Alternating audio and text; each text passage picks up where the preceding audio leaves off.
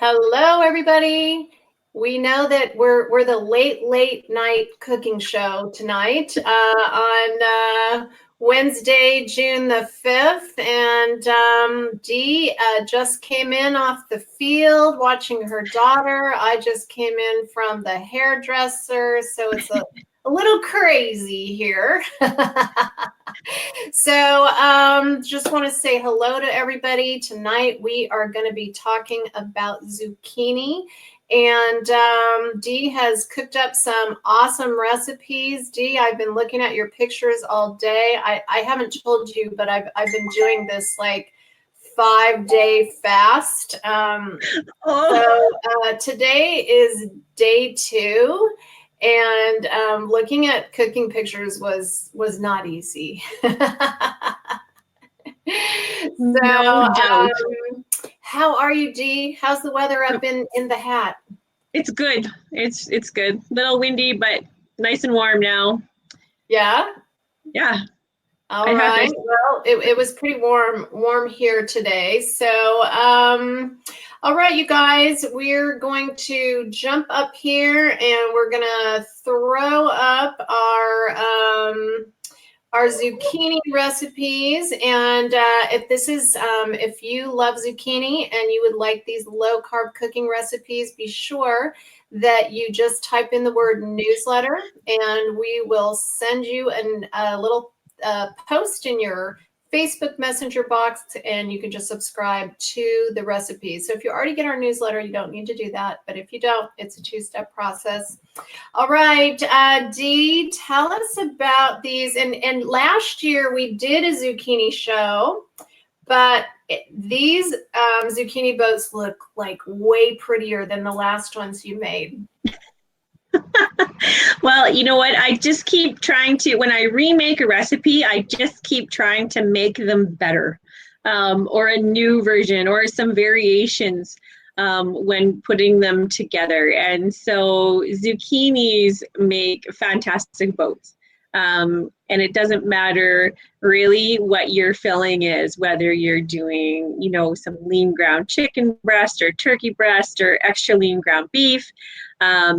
I roast the zucchini and then hollow them out, and I use that zucchini and I mix it with my meat and my vegetables. And usually a little bit of egg is my glue. It's like my cheese to hold it all together, and you pop it back in the oven and bake it until it's set, and it is so delicious. And it makes so much food. And so, I mean, you could fill a ton of oats with the filling. You can customize it so that I'll give you some interesting fun facts. So an average, the size of zucchinis that I like, I was actually quite impressed with myself because it's about 5.3 ounces is 1 cup of zucchini. And literally little things make me happy. But when I was weighing my zucchinis, they were coming out at like 10.8 ounces. So once I cut the little end off, it was actually a perfect 2 cups. And so how easy is that to slice a 2-cup zucchini in half and roast it and use the insides? And it's just so simple. And so filling. So if you have any questions, of course you're going to get the recipe, but what exactly did you fill these with?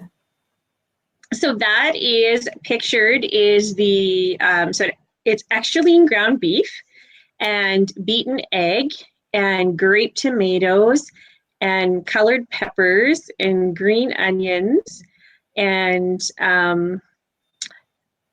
what else did I have in there? Well, so I use my taco seasoning recipe to season that extra lean ground beef. And I'm very generous with that seasoning, and garlic and salt and pepper as well. So it's super, super tasty. And I had this in the office today at lunch, and everybody kept poking their heads in the door because they're like, oh my gosh, what are you eating? It smells so good. And so I'm like, well, so I always like to give them my spiel too on what I'm having. Eating from the low carb cooking show. So let's say hi to a couple of people. And Dana popped up. Hello. And Sandy, nice to see you as usual. And Ellen says yummy. So you guys know, if you are interested in any of these recipes, all you have to do is type in the word newsletter. And every Monday we send out our newsletter. And so like the first picture was just so yummy, but they just kept getting better. So I am a total fan of zucchini chips. And of course, in maintenance, I love to have them with a little bit of Greek tzatziki, which is kind of like a light Greek yogurt with dill and what have you. So if you're, in maintenance, I love that Dee makes these recipes so that they cross all borders. And in Dee's next cookbook, which is going to be easy, phase 1 meals that include not only your protein but all of your 2 cups of veggies in one meal. So these are like full meals that she's creating. So in the next cookbook, it will also outline, if you are, in phase 1, if you are in maintenance, here's all the goodies that you can add. And so that makes it, because, as Dee and I both know, we've both been in and out of maintenance for, I don't know, our whole lives probably. But, all these recipes have to really cross over into our day-to-day lives. So, Dee, tell us about these gorgeous zucchini chips, and that dip looks amazing.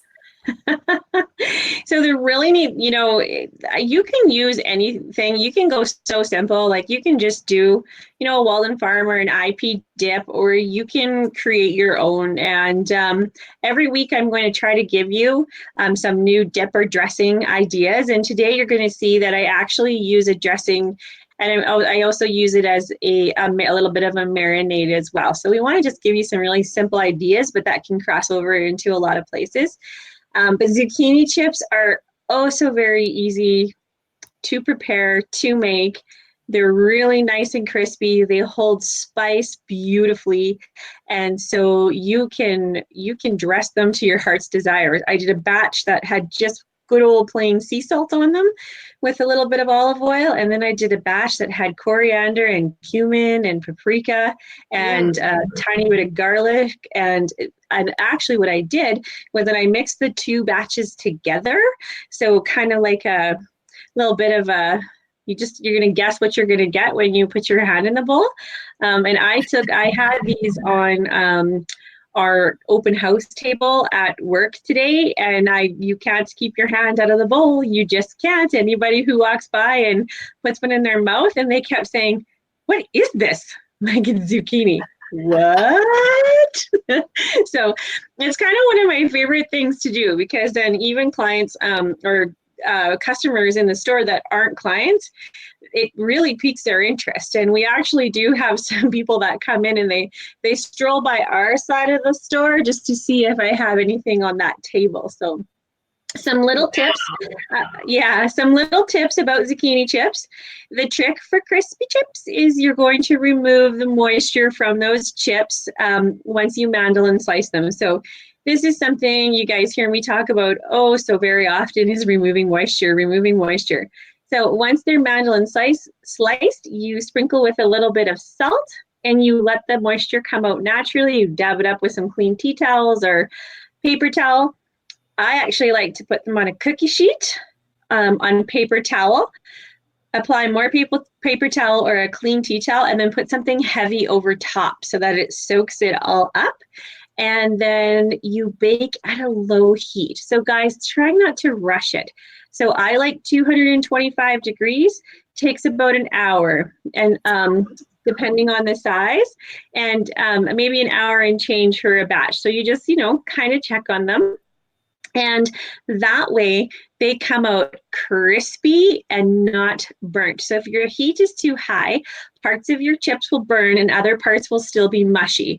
And these ones in the picture, they are crispy all the way through, center to the outside edges. So be patient. What if someone's using an air fryer? Does it work the same, or do you just really prefer your oven? Do you feel that that's better? For making chips, I do prefer my oven, but there's actually a reason why I like the oven better than the air fryer is that 2 cups of zucchini, like when you mandolin 2 cups, you get a lot of rounds. So just logistically space. So I can do a couple of trays in my oven, whereas with the air fryer, now I see there's a brand new air fryer out and it has multiple shelves. It has 3 layers of baking.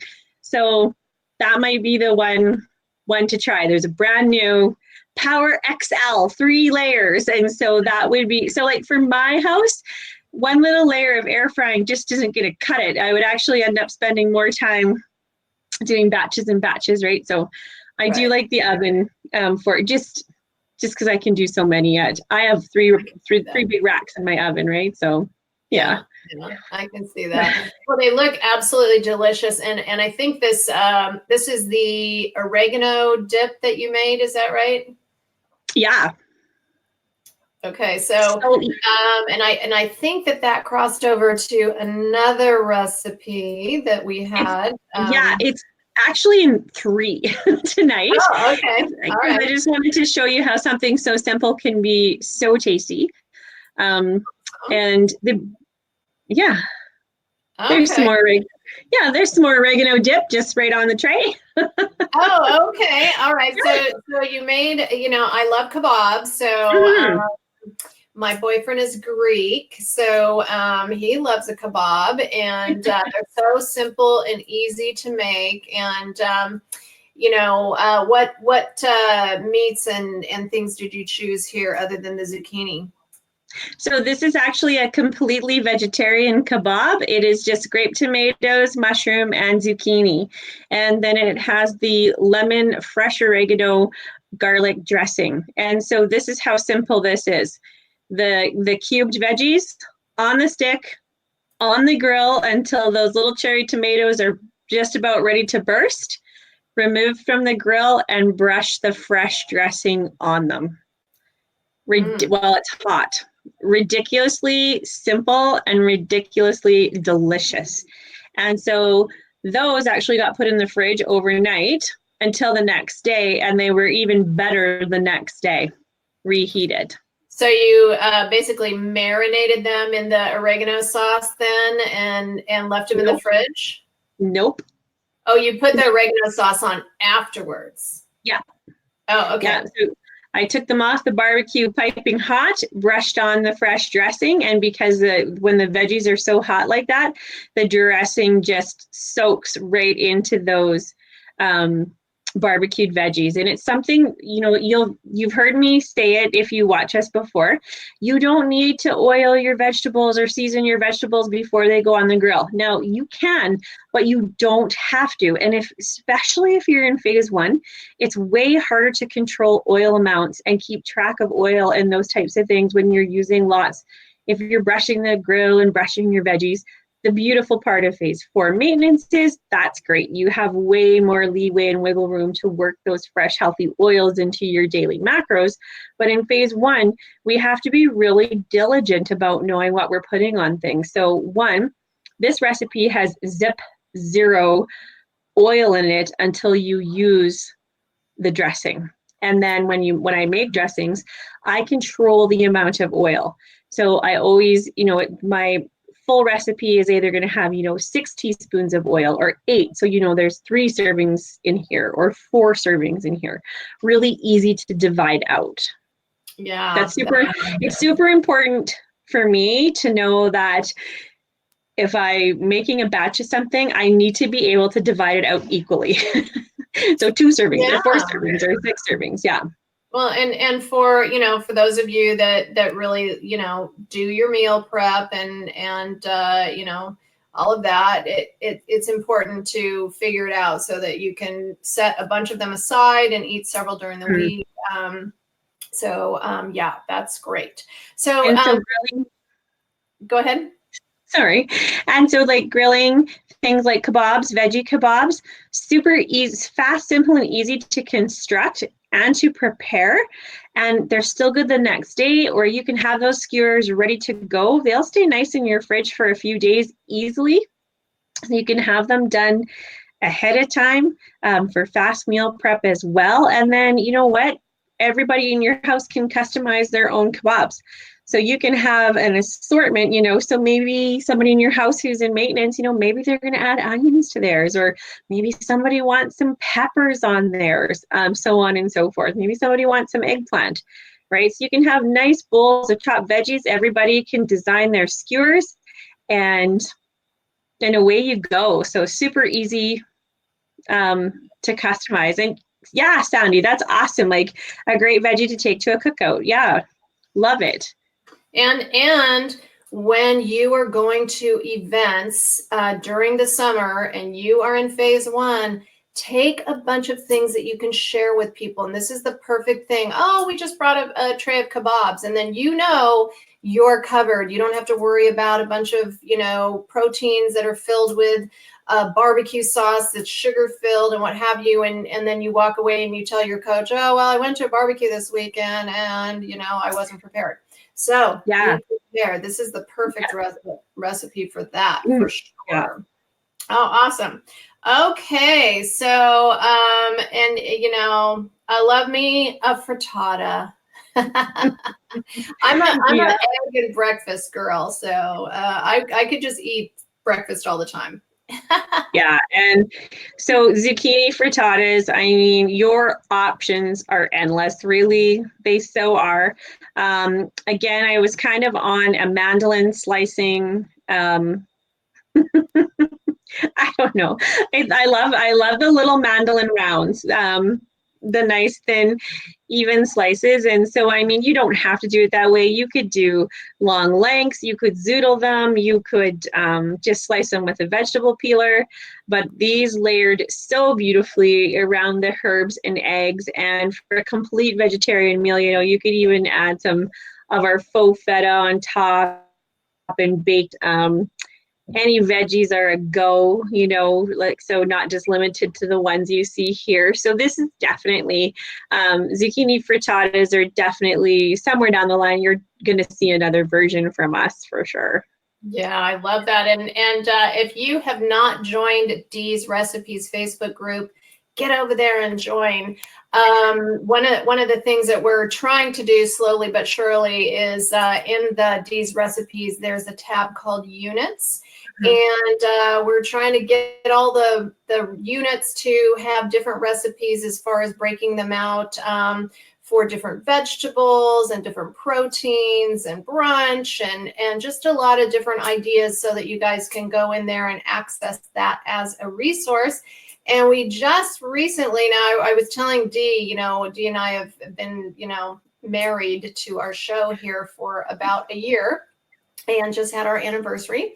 And I was telling Dee, when we started last year, there was about 280 people in Dee's group, and now there's over 5,000. And just, thank you so much for all your support and participating. And that's how we share. So we really, really love that, don't we, Dee? I sure do.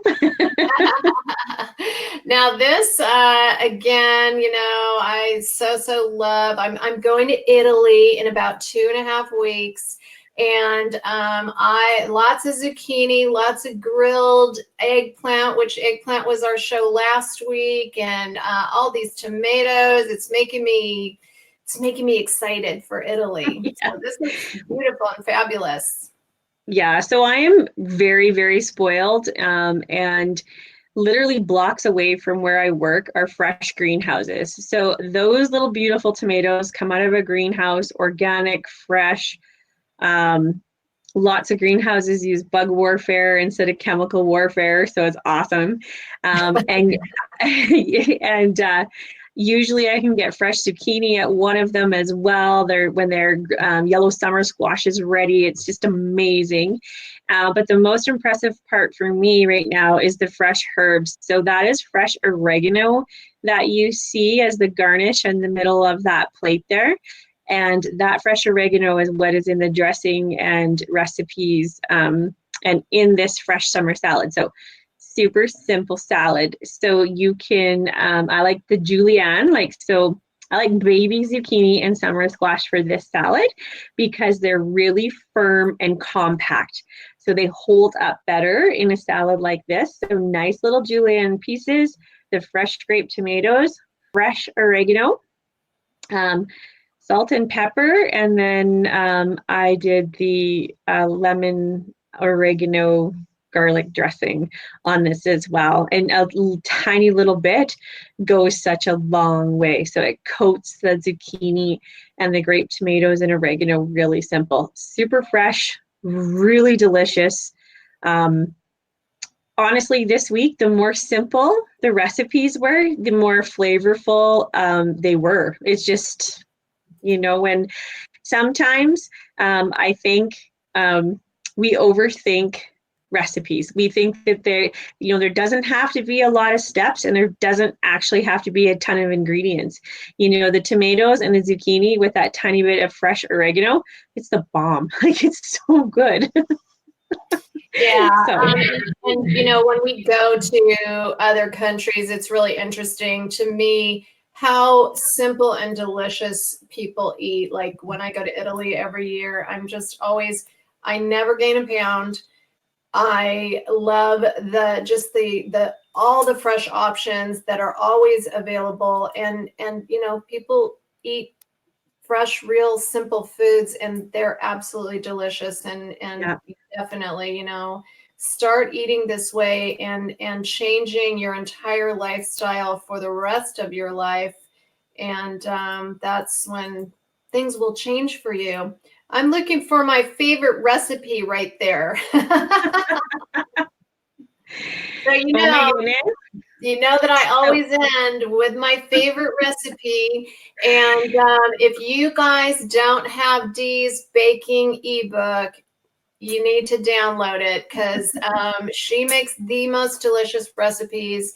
And if you need some bread, you need something that feels like you're eating carbs, but you're staying on plan, definitely this is what you want to do is grab Dee's ebook over at deesrecipes.com. So I know that you were fine-tuning this recipe. There was a request out on Dee's Recipes for the lemon matcha, which is going away. Did you redo this recipe with the vanilla? Well, so actually, I had done the lemon matcha cake before a long time ago. So when that request came up, I'm like, no problem, I'll just repost my recipe. I scrolled and scrolled and scrolled, and I'm like, did I never actually write it up? Did I just post it one day and, not write it up? And so I was going to write it up. Yeah. So I knew that I was going to do the vanilla chai zucchini cake this week. And so I thought, well, you know what? I will just whip up a lemon matcha one at the same time with zucchini. And it was perfect timing because what I know about the lemon matcha drink, so anybody who knows what matcha is, it's green tea, like it's tea leaves. That protein drink powder is super duper dry. It's just like licking sawdust. So it is actually on its own, it's great as a refreshing hot drink or a cold drink, but it's not great for baking unless you pair it with some moisture. And so the zucchini lends its hand there with a little bit of oil and a little bit of egg yolk as well, really helps quite a bit. So sometimes when you're doing baking and there's no fats in your recipes or no veggies for moisture, it's really dry. And so egg whites help to puff things up, but they're also drying because it's pure protein. And so I was just making a couple double batches of cake at the same time. So Wow. one of my very most popular cake recipes is a zucchini coffee cake. And I have done a chocolate chip zucchini cake. I've done a double chocolate zucchini cake. I've done the coffee zucchini cake. So of course you see the theme here. Zucchini is an awesome ingredient in cake. But one thing that zucchini does, it is such a mild flavor that whatever spice or extracts that you put in there, it takes on absolutely gorgeous.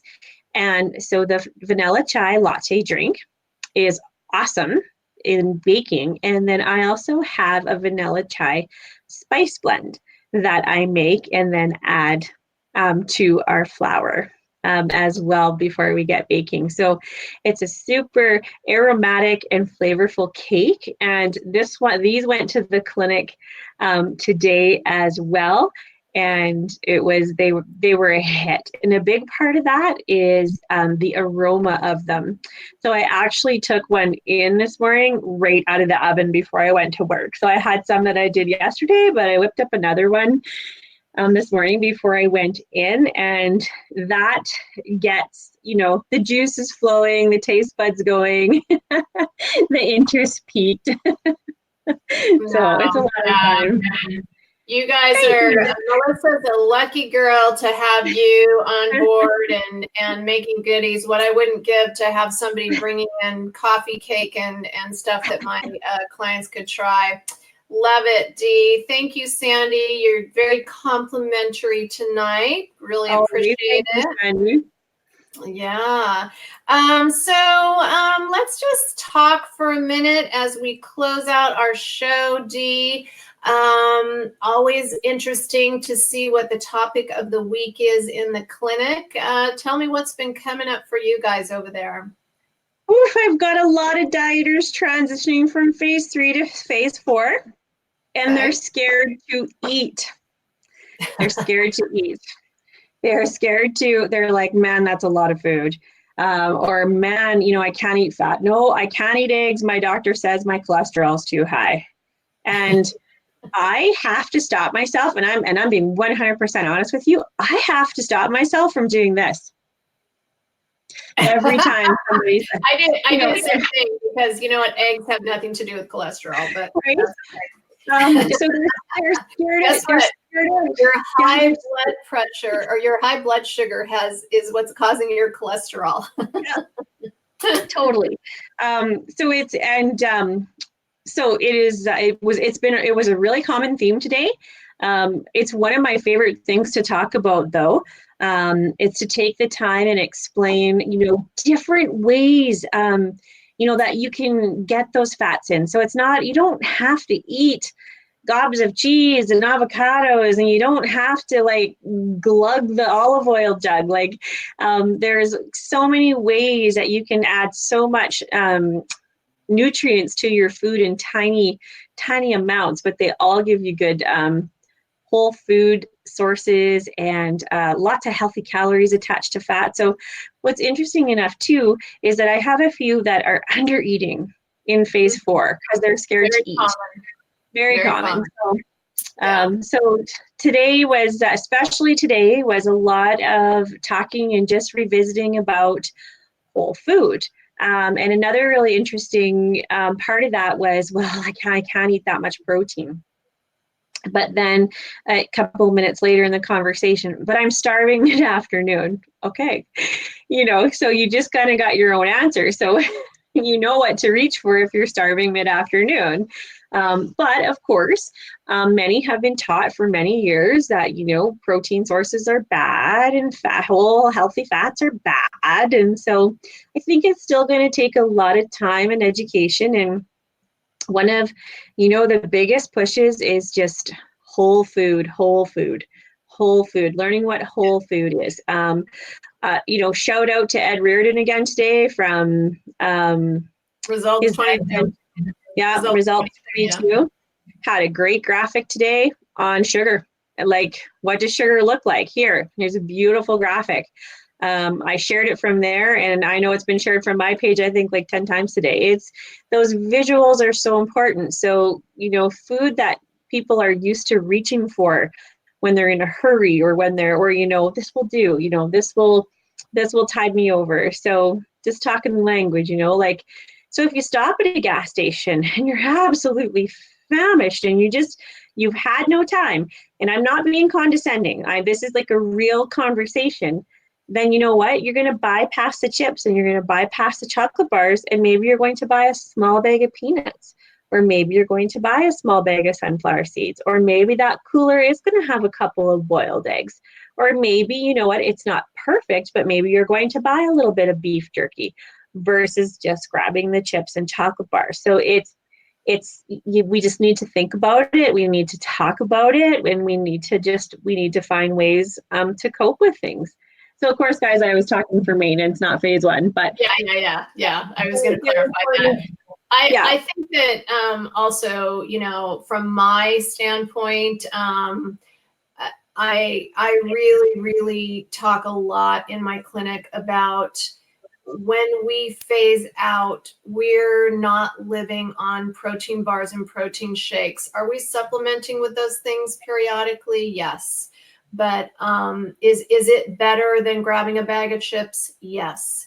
But to live off of and I think part of, the reason that we stabilize ourselves and we go through phases 2 and phases 3 and out into phases 4 is that we have to be eating a whole food diet. We really have to understand that the bars and shakes that you were eating in phase 1 are just transitional, and they're the prescription to getting the weight off. But in real life, we need to be eating zucchini boats and zucchini chips, and if you need some little cake, have some vanilla chai cake. But honestly, we have to be learning to eat real whole foods and organic, hopefully. And so that's a really good message today, Dee. I like that one. Well, and you know what? And as even for coaches in clinics, you don't have to be the expert on everything immediately. But I think that one of the biggest things is I get amazing ideas from other coaches in clinics all the time. So don't be scared to use them, and don't be scared to ask for help, or don't be scared to share good ideas. Hit the share button. Hit the share button, you guys. Always hit the share button. And also being willing to take a look and diverge into things that maybe you don't even eat yourselves, to come together with some food combinations for, maybe you have a client who just doesn't do dairy, but you know what, they could, so what could I put in my smoothie instead of yogurt? Well, how about some full fat coconut cream? That's nice and thick. It'll give you some, so just really start talking, learning some more, whole food options and nutrients, and what is truly a fat, what is truly a carbohydrate, what are some other sources of protein. That seems to be a big one too. So once clients are done with phase 2 and 3, they're like, I'm sick of protein. And I'm like, oh, well, let's talk about that. Well, and there are a lot of plant-based proteins. So, trying some new things, why not take a plant-based cooking class, or, maybe that's something that we'll do later on, in the fall, talk about some of the plant-based proteins would be nice to do also. But really, I think for me, one of the things that I will do as a client is going into maintenance is take a look at their health profile. And that told us what they like to eat before. And so then what we can do is say, okay, so before we jump back into all the old habits, let's take a look at what we used to eat and figure out how to make exchanges and how to have those 2 or 3 indulgences each week that are off of that, health profile sheet. So maybe, they liked some nuts in the afternoon. So determining how many nuts that is and what kind of nuts those are, or, maybe they liked some berries in the morning, and how much is a serving. And that's another thing is understanding serving sizes. And so maintenance is a big subject, which we don't have time for tonight. But so that's awesome. So if you're going into maintenance, I do have a group called Maintain Don't Gain Summer Challenge. Jump over there. I'll put a little link in here, and jump over there and join us if you're going into maintenance, because we will be doing a 8-week maintaining challenge over the summer, and it starts on June 24th. So, Dee, thank you so much. We want to say hi to one more person here. Deborah, thanks for joining us from Texas. Yeah. All right. Have a good one, you guys. Have a super, super week. We hope you enjoy these recipes. And when you make them, do us a favor, post a picture and show us what you made. We would love to see it. All right. That's Good night. awesome. Good night. Good night, everybody. Good night, everybody. Have a good one. Good night, John Joy.